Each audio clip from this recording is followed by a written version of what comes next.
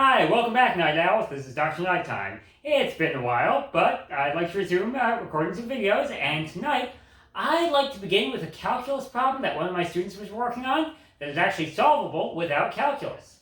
The problem reads like this. You got the line y equals 5 plus 3x. So slope 3 goes through 0, 5. And what you want to know is find the point on this line that is closest to the origin. And with calculus, you can set up a formula for the distance x comma y with respect to the origin, right? Square root of x squared plus y squared. You need to try to take the derivative of that, see where that goes to 0. Fine. But without calculus, there's actually a simpler way of doing it. Think about whichever point on this line would be closest to the origin.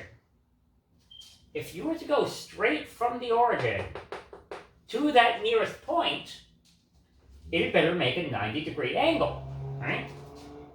If it's slanted one way or the other, then you're too far over to one side or the other. Once you've got this is going to be a 90-degree angle here, well, let's think about the slopes. We said this line had slope 3. As we know from geometry, if lines in the xy plane are perpendicular, their slopes are negative reciprocals of each other.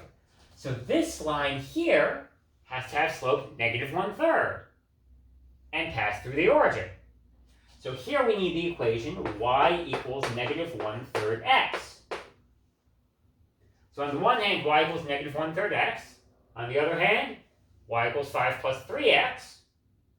Maybe you can substitute in x equals negative 3y. Plug that in here. Y equals 5 minus 9y, right? 3 times negative 3x. Move it over. Y equals 1/2. And then since y equals negative 1/3 x, right? X equals negative 3y, x is going to be negative 1.5. It's going to be around here. And that's all there is to it. No calculus necessary. Until next time, this is Dr. Nighttime wishing you a good night.